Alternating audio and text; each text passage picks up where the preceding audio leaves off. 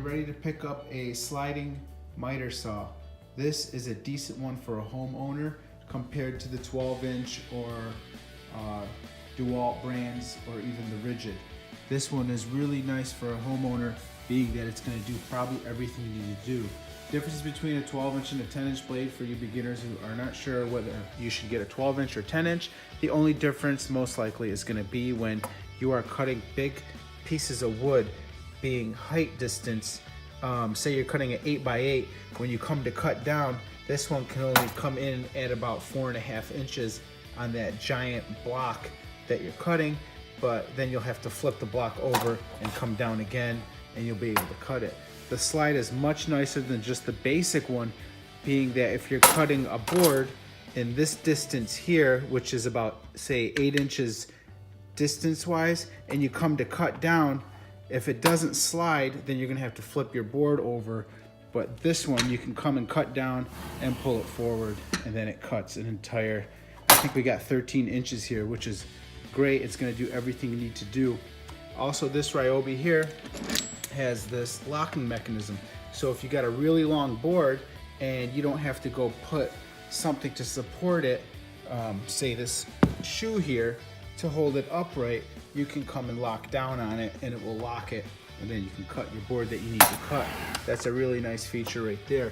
In the back over here, you have a lock that locks and unlocks your 45-degree cuts.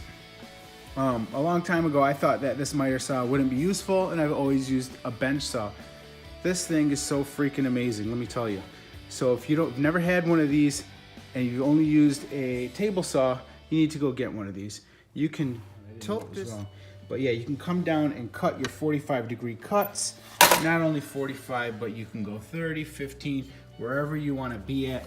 That's where you're going to hold it at. If you wanted it right here, you can go and screw that and tighten that bolt back there, and it will lock it in place for you. So that's a really nice feature. If you're getting the same exact model and you're not sure what this is right here, what that is, if you ever need to unscrew your blade, I think it's called a spindle lock, you would lift this up, and I do have the device unplugged, and when you go to push this in, sorry, I got one hand here, guys, and I'm doing this for you, and you go to push it in, you're like, what's that button? You're not sure what it is, but if you move the blade, you can see it locked in place. Now my blade is locked, and I can go and turn it over on its other side and get over here and unscrew that nut, and you're actually going to go opposite. Being counterclockwise would loosen it.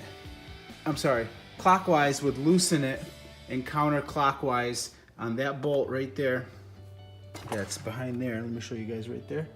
You know, so it's opposite of what you're doing on a regular screw.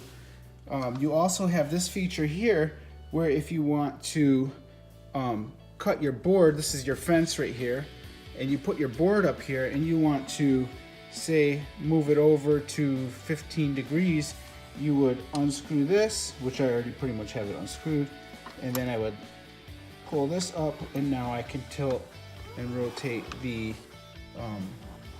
not the fence, but where it's gonna sit at, where the blade's gonna cut. Say I wanted it at 30 degrees right there, I would let go, and it pretty much is locked in place. If you want to screw it, you can. You don't have to if you're gonna lock it there pretty much forever. That's nice. So then you can come and cut your board down here, and even if you still needed to tilt it, you can also tilt on your saw. Really nice feature. It pretty much, I hate to say this, but it pretty much does everything. Now I'm gonna go and plug this thing up and show you guys real quick. It also has this laser feature, which is really nice. If you can see that laser line, the sun's beaming in here like crazy. And you can turn your laser on and off right here. There's a little switch. If you want your laser off, no more laser, turn the laser back on. Being that it's plugged in, I don't think that it would harm it. You're not wasting a battery or anything like that. So I pretty much always leave mine on. This is also nice right here if you don't want to go and use this, which takes a little bit longer, maybe 30 seconds. You also have this feature here on both ends, and they're not going to pop out because there's a screw on the inside of that. So that's nice right there, just to hold your wood up. It holds it in place. If the motor ever stops working correctly, you have brushes in here that are replaceable. That's really nice. I actually seen them on eBay for $5 for both set of brushes. So you can unscrew this and replace the brushes and unscrew that side. You got two brushes that work on your motor, that help your motor spin. So if your motor's not turning, that could be a good fix for you guys. But this saw is pretty good. I've never had to replace my brushes on my other one that I've had on my Ryobi, and I've used it for about 3 years constantly. Drag feature, I'd say it picks up about maybe 75% of all the particles shooting out of this thing that actually collects all that. So this is your sliding feature right here where it slides back and forth. You have a lock mechanism when you want to put it away, keep it away from the kids. You would push this down right here, hold it down in place, and lock that in right there.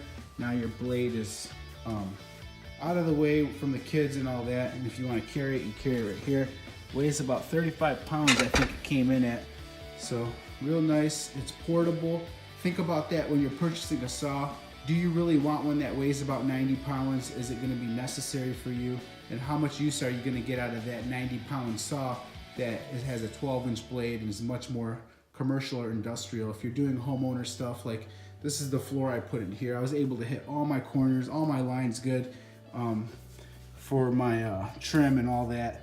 I'm gonna caulk these all, but you could see everything came out real nice and filled, so it does the job. When I first assemble this thing, it actually comes with a Phillips screwdriver, which I didn't notice in the beginning on the tip, and you got your Allen wrench, and that could be used for the Phillips screwdriver for putting these in. When you get them, they're not assembled, so you'll need to unscrew that screw, put them in, put the screw in on the bottom, and then you're all set there. This could be used for your fence right here, where you got Allen wrench, or there's other places where it's used at. Your saw from sliding, you get sick of it sliding, you're always gonna use it here for a long time. You would lock this here, and now your saw will not slide. So no hands, do not put your hand on this to lift it up. They don't want you doing that because you can actually cut your finger off. You only get one chance. No hand zone, don't put your hand here to hold stuff. If you have to, go get a piece of wood, hold it down, a clamp, something. Don't get lazy on this thing. You get one chance to chop your finger off and you're done for. So I hate to say it, but safety. Use this clamp if you have to. Lock it in place. That's what it's there for. A lot of people will get lazy and start using their fingers. And think about it, you're like 4 inches away from this nice saw. So you can put a padlock here to keep it away from kids. That's an option right there, so nobody can use your saw. I mentioned that this right here is actually used for your blade also, right up in there, to unscrew your blade. If I showed you guys this, if you wanted to stay at say that angle right there, you would just tighten this, and once that is tightened, it no longer moves around. You're locked at 30 degrees. I thought I'd show you guys this thing in action. Got a line right here you gotta cut. You could use this, pretend this was a heavier piece. This is what you would do right here. Lock your place in piece. Not really necessary on this little thing, but just showing you guys how it works. Okay, pretty much locked in place. You got your line drawn. Laser's pretty accurate right there. And you would go to cut. Lock it in. It's pretty much locked right there. Always keep your hands off this board. Do not place your hands there. Very dangerous. Nice smooth cut. That's fine.